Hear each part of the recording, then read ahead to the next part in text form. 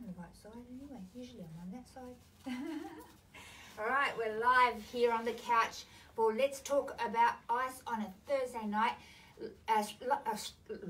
Streaming live from the Gold Coast and in head office here. Hello Facebook. Love and blessings to all. Give us a yell out and a wave or some love if you can hear us and it's loud and clear. Man, have I got a special show for you tonight. I've had the absolute pleasure of meeting and befriending an amazing person who has had a journey and a half helping her brother who's been in addiction for many years. And I'm not going to go into detail, but before we do start, I ask that you share this post, that you share this video on your page so that we can share it with more people. You don't know who out there needs help, and you don't know who needs to hear the message tonight, that they might be in addiction and want to create a pathway out, which we're here to help them do. But you know, it's powerful. Testimonies are powerful, and it's also in awareness and education for your kids out there. So share this on your page, please, so that we can get it out there to more people, because it is important that we learn about the consequences associated with ice and the heart wrenching damage that it does to family members and people that love the person in addiction. And there's really nothing that can be done except for wait for that right timing to help the person create a pathway out. AIC offer people out there some training so that you can be equipped to have that conversation with somebody that you love that might be in addiction. You can help them create a pathway out. So it's Sammy Brief, which is on our website, on our www.australianantiicecampaign.org.au, and you can tap on that and log in and do some training around that, so that you can know how to do a brief and early intervention, and you can know how to do a cost versus the benefits. And with our support, with our care team and family support, with the resources that we have, we can help you help that person create a pathway into recovery. So that's what we're here to tell you. And if you could please share this video on your page, so I really appreciate that. So yeah, it's been a good week back at work, inundated with emails. So if I haven't returned your email, I'm really, really sorry. I will get to it. There's only 224 unread emails today. We are doing a post out there, guys, for volunteers at head office. So we are looking for some volunteers that would like to come in and help out with some emails, some administration work, perhaps some phone calls to let people know about what we do. So if that person is you and you have some time on your hands and you'd like to give back, this is a really important cause. So, you know, ICE is this killing, stealing and destroying lives out there, and it takes people to come together, and it starts with you. We can make a difference. So if that person is you, you're looking for something to give back into, please connect with us. You can send us a message here on Facebook, or you can contact us on our webpage, www.australianantiicecampaign.org.au. So look forward to seeing who would like to join us. But on the show, was there anything else that I had to mention, Glenn, about upcoming? I'm going to be in Barcaldine for 5 or 6 days, so working with the community up there. So looking forward to seeing the guys out there. We went and did all the schools and community forums last year, and I'm really, really excited to go out there with George Patricky, who will be doing dual diagnosis training in Barcaldine. So if you are in that region, or even an hour out, and you want to have some training, this training is a holistic approach to addiction and its recovery, and it's taken George 30 years in the making to put that together. It's invaluable information. And just to give you an example, my daughter studies psychology and counselling, and she did this training, and she said, Mum, it all just came together, you know, with this training, that dual diagnosis training that George does. So if you're from the region and you'd like to, to do that training, please get in touch with us. Again, you can send us a private message on Facebook, or go onto our website and let us know, and we can get you in touch with George. So we're very excited to be out there for a week next week. But the office will be running, and our team will be here to help you with family support and buddying up with people that want to change their lives and step into recovery. But today, on the couch today, I'd like to introduce you to Sophia. Hi, Sophia. Hello. Thank you so much for being on the show. What a beautiful smile. Look at that. And it's so awesome that you could be here. And I know you have an incredible story to share with the people at home. And guys, it's all in the name of education and awareness. You know, nobody likes to come on the couch and, you know, to share stuff that's painful, a journey that they've walked through, and, you know, or air their dirty laundry, you know, as an ex-addict myself. You know, we don't like to come out here and go, oh, I did this and I stole and I didn't do some very nice things in that time through addiction, but we do it in order to help warn people out there and youth, you know, not even to touch this drug, not even once, because it destroys everything that you've ever thought you had, you were, and it really changes everything if you get out alive. So, you know, we're here to talk about this live tonight in hope that if you have questions that you can ask, or if you are contemplating change, that you can contact us. And if you're a family member and you need some support, we want to help. Before we go, I might leave it to the end. Sorry, we'll talk about it at the end because you're involved in what I'm going to talk about later. But Sophia, again, thank you for being on the couch. I know it's always a little bit nerve-wracking when, you know, you're going to open your heart and share. But you know, we've sat and talked about, you know, your journey with as a family member. You know, somebody that you dearly love, and who, you know, became entrapped by this ice, you know, this drug, and it really destroyed, you know, your community, your family, and it's a very, very painful journey. So, I just want to ask you, and we're doing this for the people at home. Do you want to start? What happened? How did this all start? Were you a troubled family? You know, were you guys, you know, are you close with your family? How was your family upbringing? Absolutely. Well, this is the thing, and we came from very good upbringing.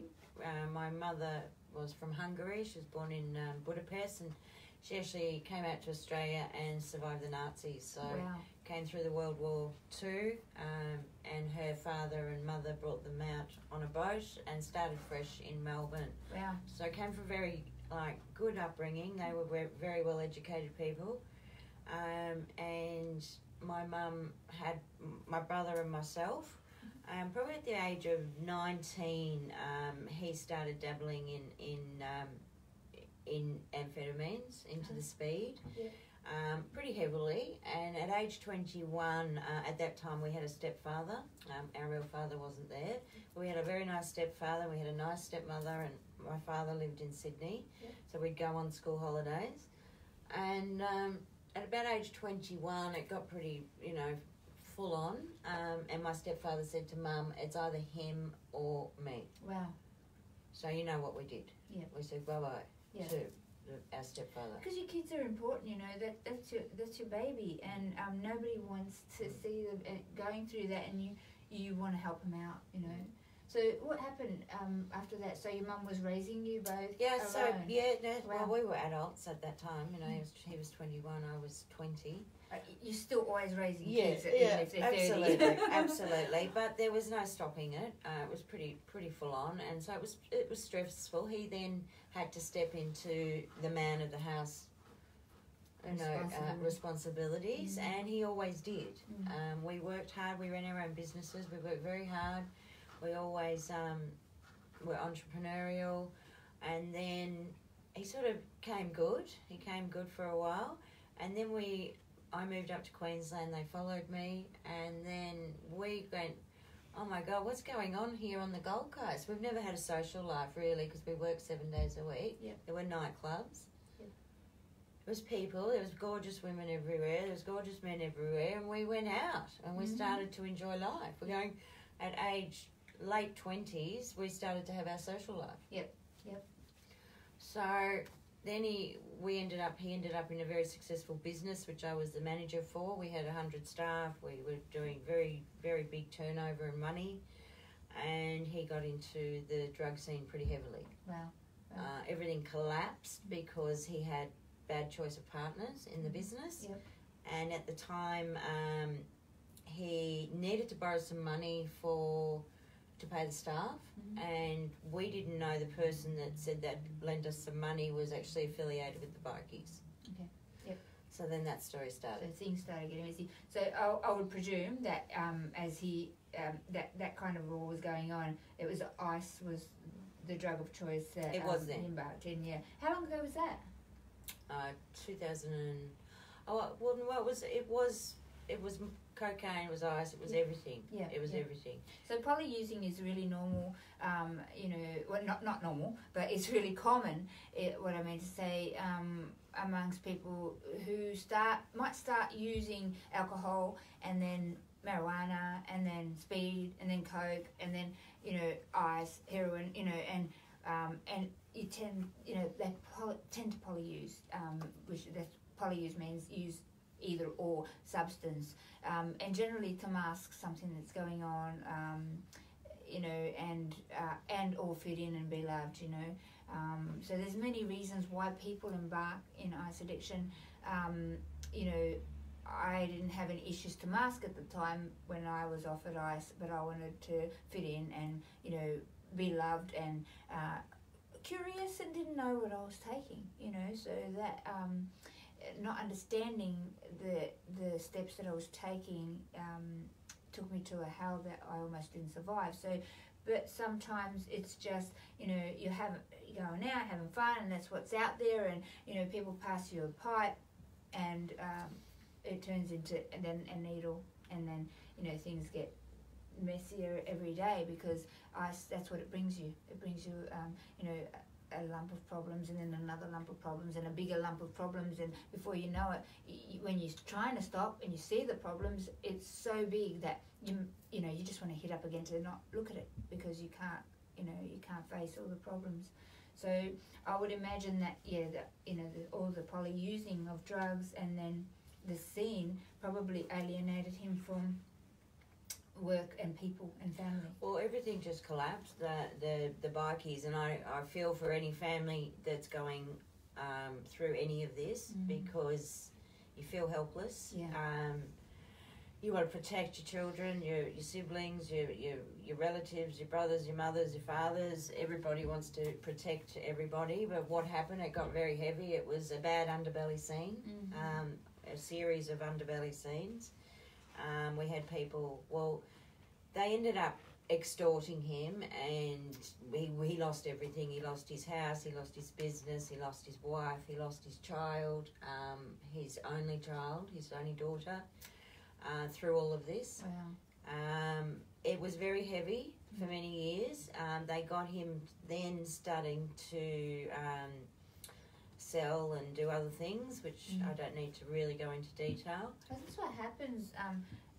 Is that, Sophia, you get caught up, you got debt a lot of time, and then, you get offered the opportunity to sell some gear to cover the debt that you owe these people, and then you end up trafficking, and then, you kind of start making money, but then you got to use because, of all this mess. So you're in this entrapment, It's a vicious cycle. But you don't actually ever pay off the debt because you're using, you see, and so you end up being part of the system, so you it really upsets me when people out there go, condemn those dealers. Oh, and they're people, like us, people like me, people like your brother. It's one thing leads to another. Their brain's not working, your brain's not working. All you can see is a mess. You're offered with an opportunity to sell that, to cover that. And you just want to get rid of the problem, and before you know it, you're entrapped in that system because you can't get out. So they need help as well. It gets pretty heavy though. Like you're dealing with people that threaten your mother and your sister, and they threaten to hurt your daughter, and they threaten to do harm to your family because they're standover people. And what happens, as Andrea's saying, is they're so fried and they're so paranoid and they're so stressed and they're so scared that this is going to happen, because they start believing it. And some of the things I had happen to me over that time, I probably didn't sleep without stress, because I was always in protection mode of his daughter, of my mother. Luckily, my son wasn't born at that time. And I spent years of not resting because I'd hear noises, or we had people at the door with guns and knives, and my mum would be screaming, and you couldn't ring the police, because if you ring the police, then I'm in that trap. That's I'm in the whole trap. I can't ring the police because then I'm a dog, or I'm a this, or I'm a that. I'd get called all these things. And so I was stuck in this nightmare. That's right. And he'd go and whatever he'd do, he'd go and party, and then he'd come back down to come down. And then you'd have to go through the come down stage, and he'd take it out on myself and Mum. And it was talking about 30 years of stress here. Wow. You know, 30 years of this stress, but really severe for about 10. Okay. And, you know, I've seen heavies chase his little girl around. I've had knives to my throat. I've had it all. We've had all our things stolen. We've been extorted. Terrible, terrible things. And then you become part of that world. Yeah, and that is what we call as Ice World.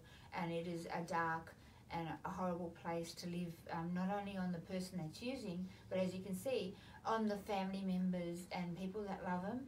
You know, they get pulled into this situation, you know, and you got, people coming into family homes and taking cars and bashing parents and, you know, extorting them for money. And, it's a horrible thing for the families to go through, and they're helpless because their loved one can't see what is happening because their frontal lobe's not working.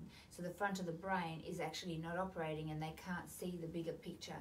You know, they're just so tunnel vision and focused on, you know, they're getting rid of their psychosis, anxiety, panic attacks, and the whole depression, and then looking at all that problem, they're just like, let's just hit up again, you know. So they need help, you know. And I don't know, like, in that space, Sophia, did you reach out for help from anywhere? I understand you couldn't talk to the police. Well, I tried to. I had people come and stay with me, you know, different friends, and then, you know, you're talking about 10, 15 years here. They've all dropped off, which I don't blame them. It was, I said, it was a bad underbelly scene.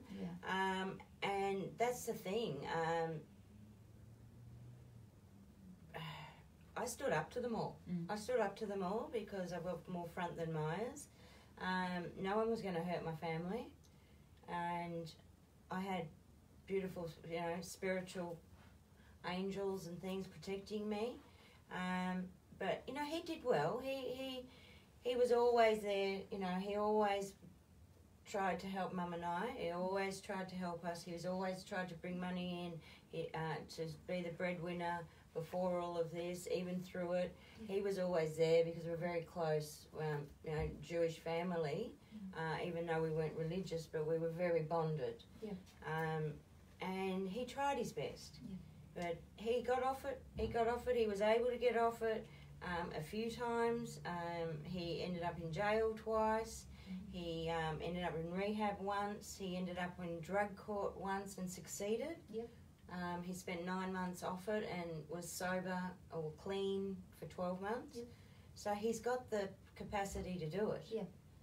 But it's the world. It's the world of this deceit and sex and drugs and rock and roll, and, you know, they think they're living the high life, but they all rub each other, they all talk about each other, they all do each other in. There's no honour amongst thieves. And I witnessed all this. I'd go there sometimes to his place when he had his own place and throw out 30, 40 people every day, freeloaders. Freeloaders. He was so off.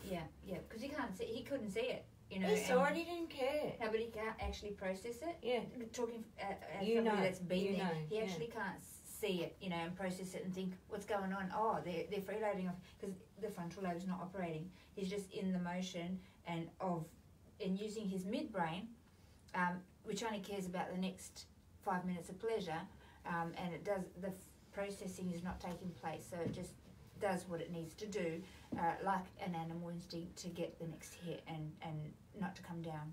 So I hear what you're saying, and that, you know, you're standing by as a sister and watching somebody being destroyed by his environment and not being able to do anything. So did you seek any professional help? Was there any family support? Well, Mum, it was just Mum and I. You know, people don't want to know. Yeah. People just don't want to know. There needs to be more education. There needs to be more help.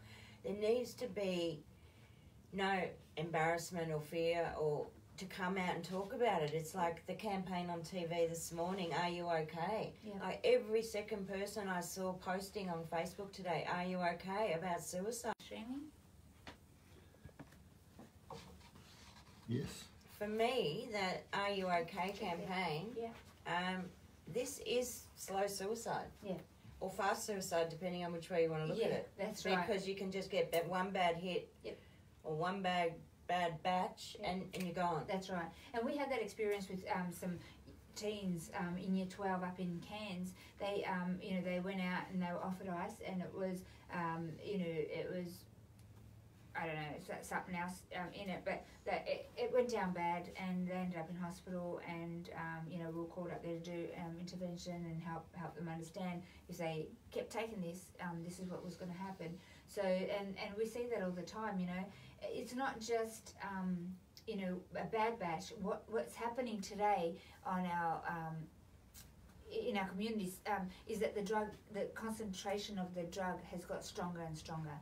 And so what that means is that it straight away hijacks the frontal lobe, closes off, you know, breaks down the neurological pathways a lot quicker than it would previously. So when I was using, you know, the consistency around that time on the streets was, you know, 20 to 30% purity strength level. It's not any purer, mind you. It's still got Drano and acetone and you know, battery acid and all those chemicals, countertop cleaner and all of those things that I had no idea.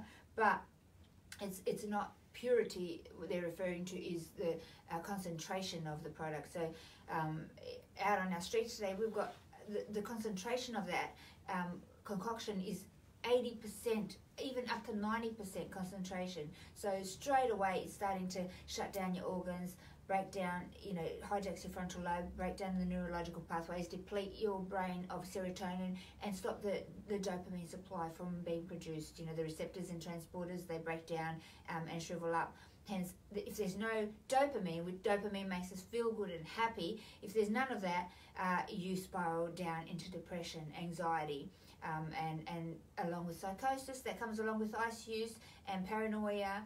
And the serotonin, actually, the depletion of that gives you the impulse action, the anger, the violence. And so you put all that together and you've got a time bomb waiting to happen. So that is what happens in your journey very, very quickly in Ice World. So, and you would have seen, you know, the repercussions of that in your brother. Yeah, I found that a lot of the people he'd hang out with, I saw a lot of the aggression and the psychosis and things like that. With him, he was pretty good around us. He was never been violent. He's never been like anything like that. But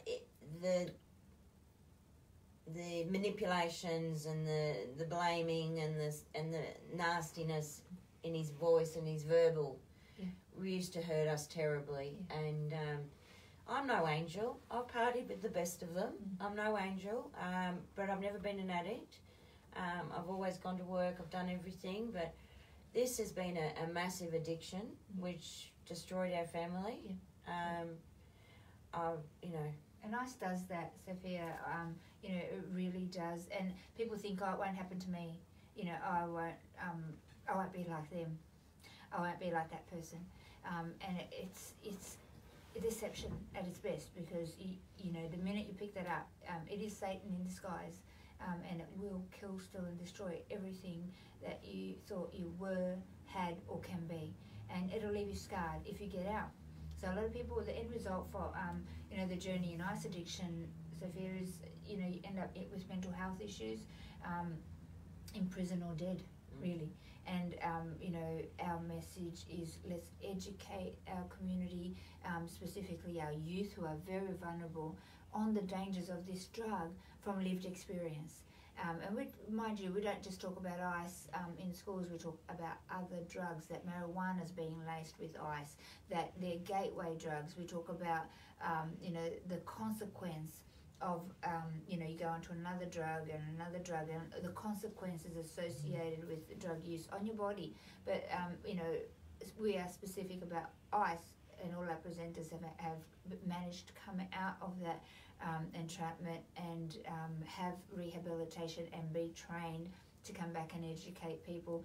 They're not undamaged. They are still scarred. My kidneys still are weak. You still have heart issues, and some of them have had brain hemorrhages. And you put chemicals like Drano in your body for a certain amount of time, and it creates damage inside. So our heart is to get to these youth and people in communities before it's too late. I don't know how. So your brother kept using up to how old? He's still using. How old is he? He's still using. He's 52, and he still uses. And I had to say goodbye to him 3 months ago because it's just enough. I've spent most of my adult life helping him, and I've missed out on a lot of life. Yeah. I've missed out on a lot of life and a lot of happiness myself. And I have a young son that I've got to care for, and it got to the stage where it was affecting both of us. It was too much. You asked me, did I get help? Did I get help? Yeah, I got help over time from different people, but people have had enough. It's been 15 years, 20 years. Yeah. My mum was very sick. I cared for her in 2015, 2016. Yeah. And she passed January 2016. And that was probably the worst, darkest despair I've ever been through. Yeah. And he didn't handle it very well. He really, really hit the drug hard over that time. I had to give up work and care for her, and my son helped me. And it was horrific. She had to go. She was unwell. She wasn't well. She was dying from different diseases, emphysema and a few other issues, but it was mainly stress. Yeah. Stress just got to her. She spent years blaming herself, and I want to say to all the mothers out there, because I watched this with my mum, she'd cry to me and she'd say, it's my fault, and I go, it's not, Mum, it's not your fault. She'd say, this, it's my fault. I go, darling, no, it's not. He has a choice. That's right. He has a choice what he does. Yeah. But she'd cry and she'd say, you have to help him, you have to help him, you have to help him. So I had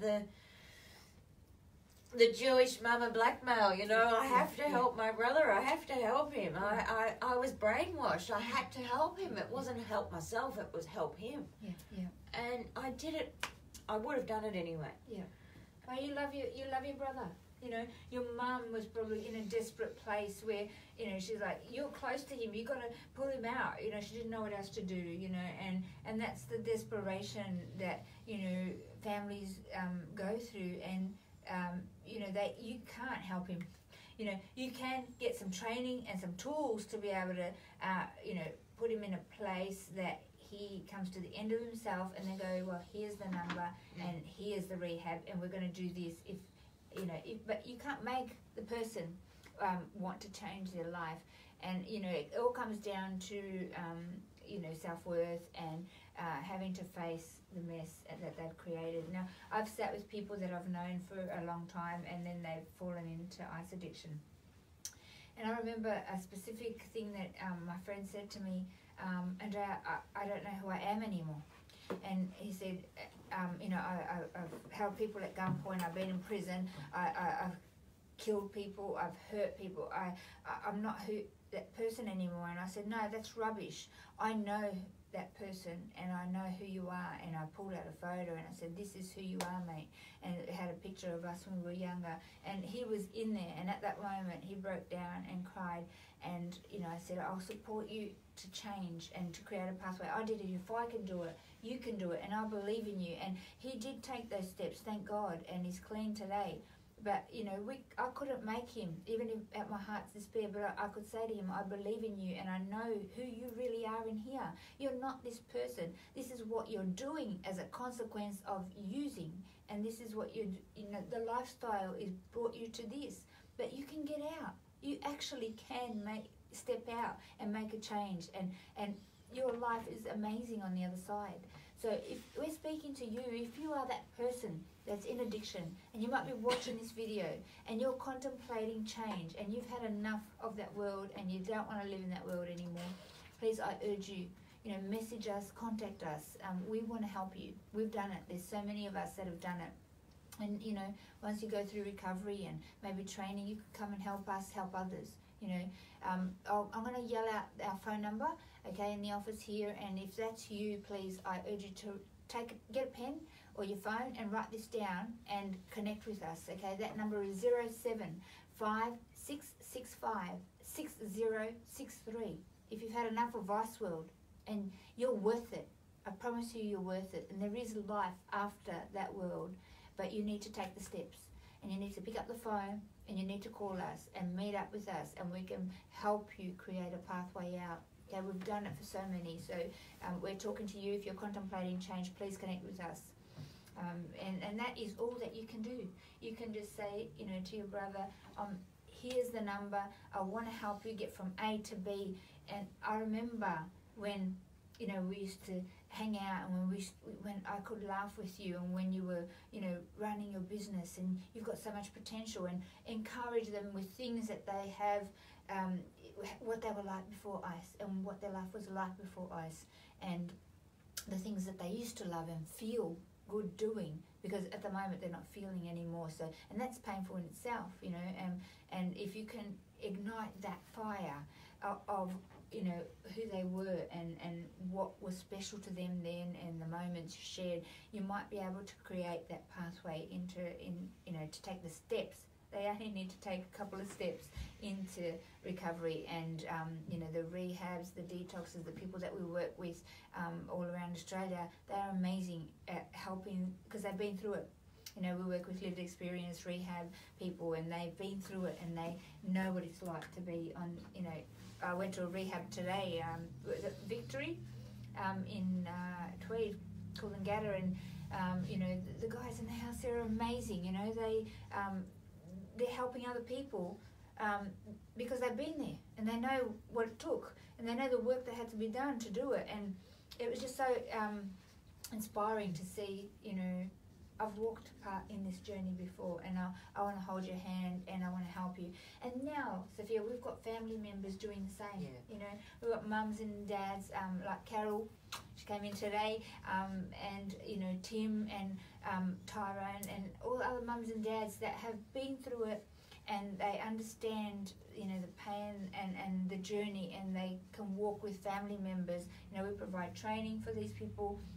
You know, they get dual diagnosis training, and they get some family support, clinical services support as well, and some counsellors come in and help facilitate boundaries, and are there to do one-on-ones as well with people if they need one-on-one time.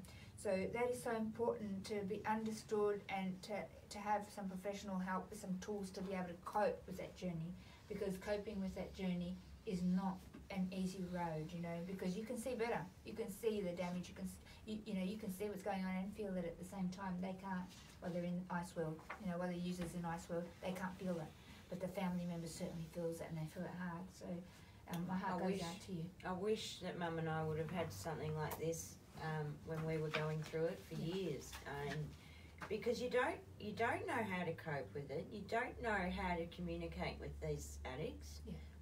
You don't know. They're on a different plane. Yeah. And it doesn't matter how much you love them.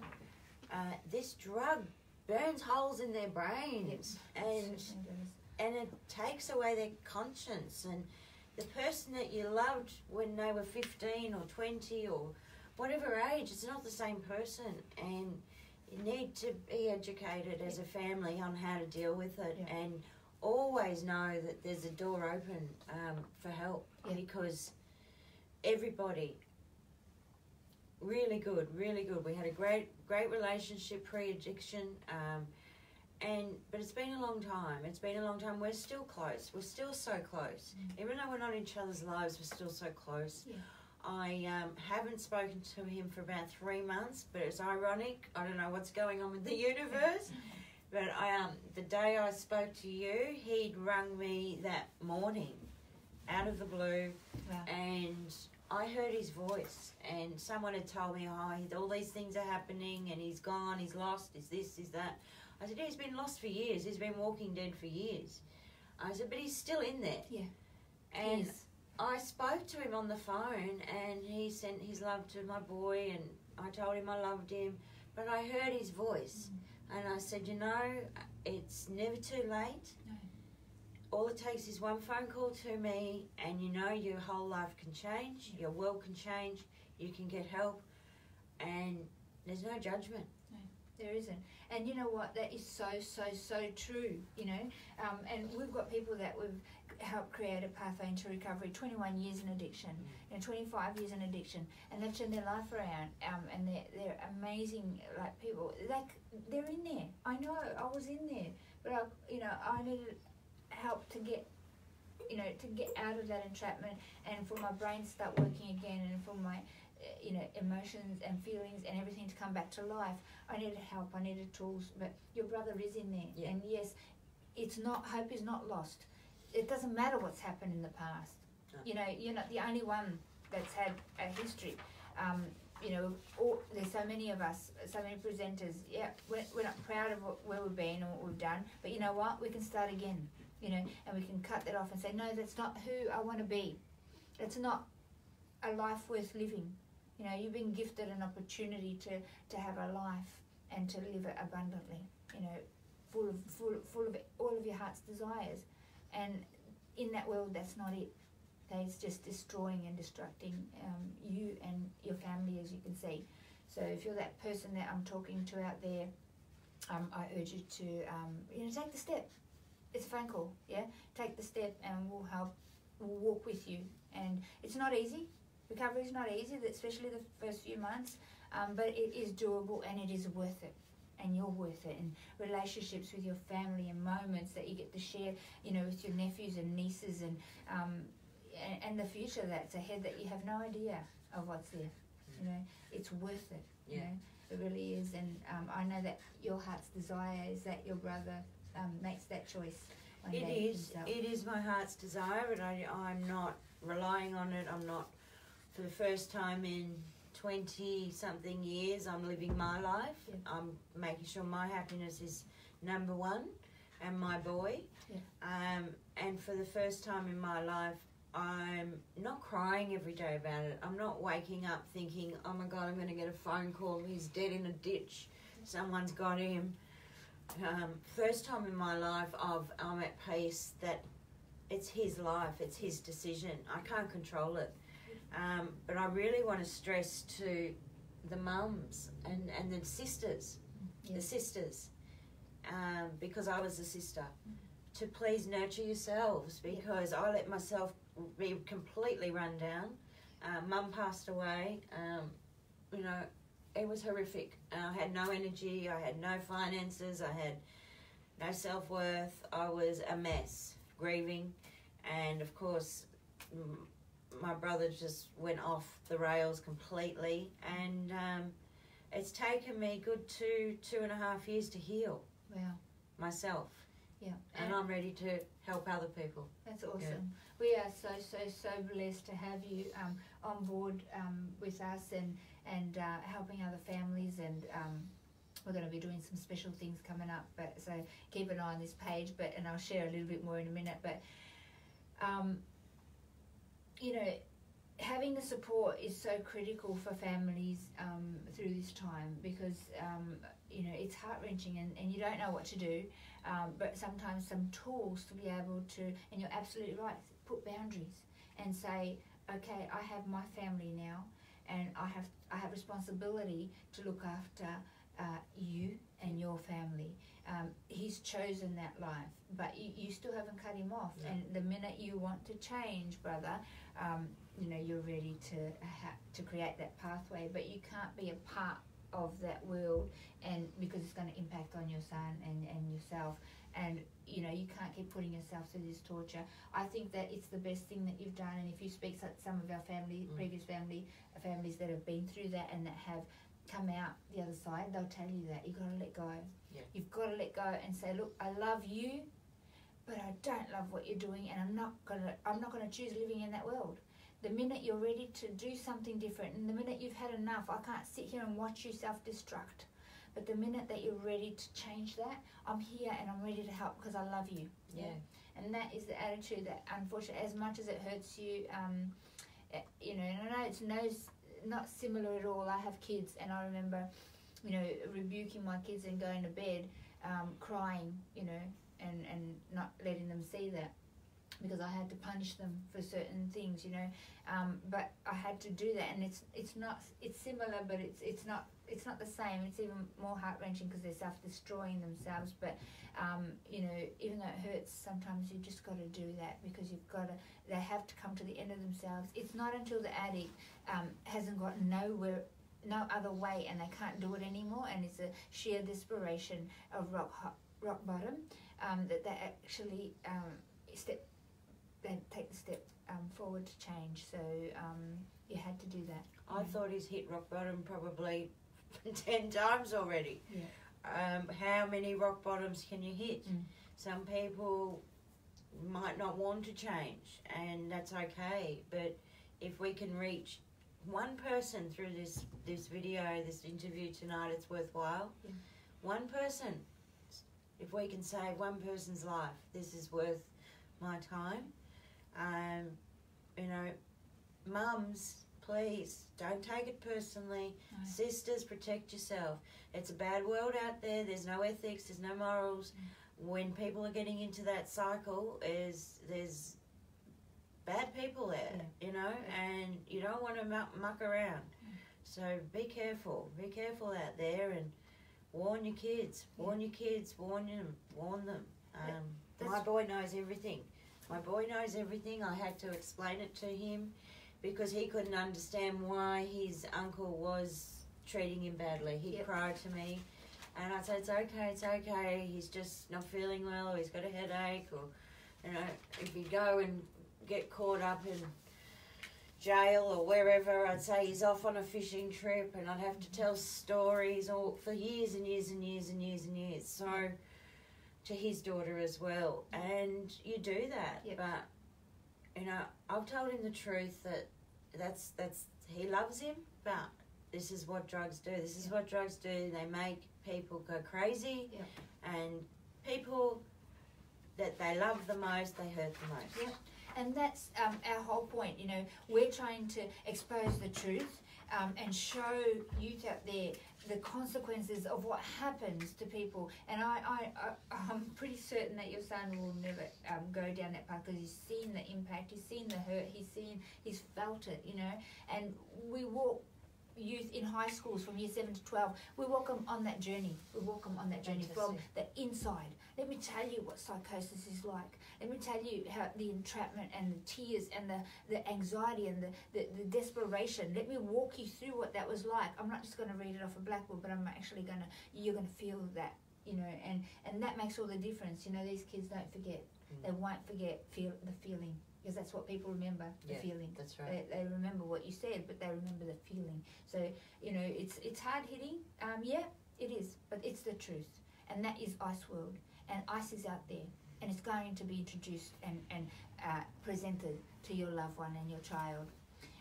It was presented to me at 40. I didn't know what it was. You know, I decided that, it's just a pipe and just a bit of a smoke, and everybody smokes something, you know. I haven't seen anybody die from marijuana or anything, you know. So I thought I could just do it once and just feel what it was like. And I didn't realise that what it was. You know, I didn't even know what it was. I've tried it, but I was lucky I didn't keep going. Oh my goodness, it's very rare that people try it once and then don't get entrapped by it. You know, I've heard of one person that did that and they ended up in hospital, and she got so scared, and she actually came on board to help us because she realized that everything disappeared, and she got the paranoia was so high and she didn't know what to do. So she rang the person that gave her this drug, and the person that gave it to her said, just have another puff. That's right. Just have a bit more. And she said no. So she took herself to the hospital, and she then said that was the most horrific experience she had, and she was had a heart to come and help us warn the kids and our communities, but today here we're specifically talking about family members and mums and sisters and family members that are watching their loved one destroy themselves and their environment and the pain that causes. But we're here to tell you that we do have family support that can assist you, and they want to do that. We have counsellors, we have clinical counsellors at ARC that if you want, whether it's remote on Skype or that you have one-on-one sessions, or whether it's a group session, please connect with us. We have offices in Victoria, in Adelaide, in Sydney now, in Cairns and on the Gold Coast, and we have random presenters up in Sunshine Coast and WA. So if you are somebody that's seeking assistance and some support, please connect with us. We have a care team, and sorry, I'm just reading a question. So if you're that person, please connect with us. Our family support number is 0481 844 555, but call our office 075665 6063, and we'll connect you with your regional or your state's office to give you that support that you need. All our support people, whether it's a buddy or an educator or family support, they have had lived experience, so they're able, and they've had training coupled with that. So lived experience with training gives you the optimum and best results to be able to have that support out there. So your brother's still out there, and we're hoping that his reconnection with you now, Sophia, there might be a point where he might want to make that change. So I hope so. You never give up hope. No. But again, I'm 20 years down.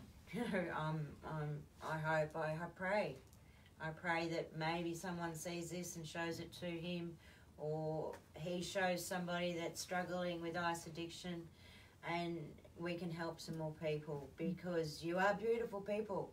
Okay, you've just got lost, and we all love you. You've got someone out there that loves you, and you don't have to be homeless, you don't have to be destitute, you don't have to rob and steal and do terrible things, because there is a way out. There's always a way out. If I've managed to heal myself through all the ridiculous things I've been through in life, anyone can heal themselves. We've all had trauma, we've all had problems, we've all had things happen to us, but there's people that are here to help, and and we overcome together. And that's what it's about. It's about love. And it's about unity in love, and holding hands and saying, we can do this, you can do it, and you can. I'm proof. I'm living proof. 6 years clean. I've been able to do that, and many in ARC have been able to do that, and other family members have been able to walk their loved ones out of that addiction. So we're praying for you and for your brother. Thank you. Because I believe that he's worth it. Because I can see his sister, and she's awesome.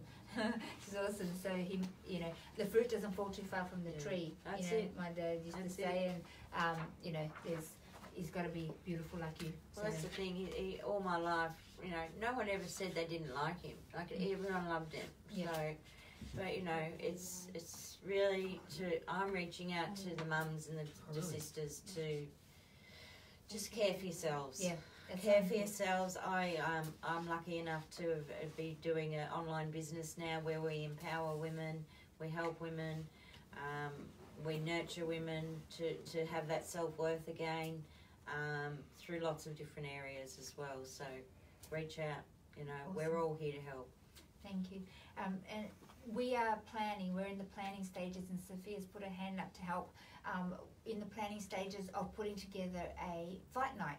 I know, it sounds a bit yuck and scary, but it is a sport, and we are in the stages of planning a fight night because parents are fighting for their kids' lives, and families are fighting for their loved ones' lives, you know. And so this fight night is just an entertainment, fun night, a sport that we're going to bring the community together for, to raise awareness about the fight that we're fighting ICE, okay, and we're fighting the demon that's destroying lives. And we're in that, we'll be doing some fundraising as well to help establish more family support groups and to empower that care team, the people on the phones, and to be able to get more of that 24-hour line and a 1-800 No to ICE number. So we're needing some funds to do that. So we're going to do a fundraising event, but it's about the message. It's about, you know, raising awareness.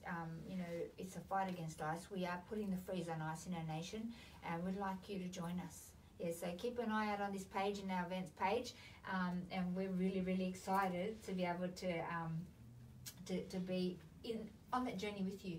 Yeah, I'm excited. I'm excited. I've got a lot of people in the industry I think that I can get some good help from, and some good volunteers and people to help, and we really need to raise some funds for you guys because you're doing an awesome job here. Anyone that's watching that knows anyone out there that wants to help this incredible company, it's not what I'm here for, but I want to help these people, and you know, I may even try and start helping to raise some funds for this incredible cause because it is so dear to my heart. I think. Thank you. I think my little boy. Yeah, can we bring him on? You're not going to believe this. We are going to bring Sophia's son on. He would like to come and say some words. So AJ, we've been blessed by having AJ on the show. Thank you, AJ, for being on the show. You can sit with us. Thank you for wanting to share. You know, this was not, we haven't had, you know, anybody's kid on the show before. So you're the first one. High five. Well done. Thank you. And he wanted to share something in relation to what we've been talking about. So it's touched his life. He's watched his mum go through this journey and the heartache that it's caused in their family, and he's been touched and moved by it. So thank you. AJ? So whenever you have drugs, you kind of get like idiotic. Like, you become like an idiot, but people really think, they don't know if you have had drugs, and when you go out in public or something, they might think you're crazy. Like, if you do something crazy in public, they might call the cops on you. And whenever that happens, it's really bad because you could go in court, and they might notice that you've been doing drugs and stuff. I really don't know what to say, but like, it's not their personality. I've seen it before when people have drugs, like what my mum said, one of our family members did it, and when that happened, I remembered once in a house, it was pretty crazy. It was about, like, when my nana died, when that happened, there was like so many people there. There was cops, there was firefighters, there was so many people there, and the person that was doing the drugs, and like, I believe it was a few weeks or months, and then Nana died, and that was pretty sad. You're amazing. Yeah, keep going, babe. Yeah, you're helping kids out there. Yeah, but when it was a funeral, I said, my mum was crying, but I said something. What was it? At the funeral? Yeah, I said something that made you, like, happy. Oh, you did so many. He greeted everyone at the funeral, and he held the flowers for Nana. And what AJ is trying to say is, you know, I remember now. Yeah. So I said, it's fine. Nana's still gonna live on. She's probably in another world, but one day we're just gonna discover what's gonna happen. That's or we're so just true. gonna discover what's gonna happen. One day, maybe one day God's just gonna come down and gonna say, like, hey, you don't die. You just you just go back. Like, Yeah, I We live love on. it. We That live is on. so true. I don't know. So you've experienced watching the devastation that drugs have on a family and somebody that you care about, because that was your uncle, right? Or that is your uncle going through that. We still And love him. If you could talk to your uncle right now, if he was watching the show, what would you say? I bet you're doing great right now. I bet you have like the best house ever. I bet you're doing so great. I bet you have a really good job. I bet like you're really happy and you've been touching up to my mom and like you've been texting her and stuff and ringing her and making her really happy and That's the you're a hope. good uncle. That's the hope of a child's heart, you know. And at the moment, that's not what's in place, but that's the hope of a child's heart. And you know, what we do at ARC, apart from the family support, is to we don't want to see another person, you know, become addicted to this drug. You know, we need to get out there. We need to educate. AJ has had the opportunity to see that firsthand. So, you know, are you ever going to touch this drug? Are you ever going to take ice? No way. No way. Like honestly, if I find somebody that offers it, I'm just gonna, if I have a camera on hand, I'm just gonna take a picture and I'm gonna report it to the cops. Well, you know, the best thing to do is to send them to our That's what I website and show. They can see pictures of people before and after shots, and they can read about what this drug will do to them, because you know that they deserve to know. They might not know what's going to happen to them. You know, so we go into high schools, guys. Education. We educate from years 7 to 12 from lived experience, and that's why we do what we do, so that we can protect our kids tomorrow. So we need your support. You can join the army, okay? You can be part of the change.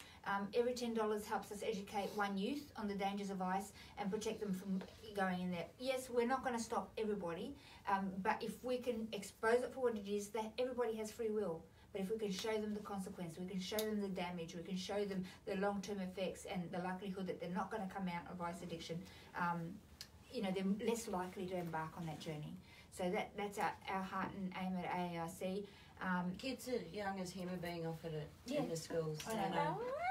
I don't even know what ice is. Like It's a bad when drug. when you said that, I thought like, What's it look like? wait, ice? Wait, Yeah. is ice bad? Horrible. Like I've been like eating plain ice. Oh, but that's a it's different cold, ice. it's But cold. see, I was if- confused. I was really confused. if kids don't know what ice looks like and how it's taken and what's in it to make it and the damage that it's going to do, how do they know if Yes, somebody true. offers them ice? True. How do they know?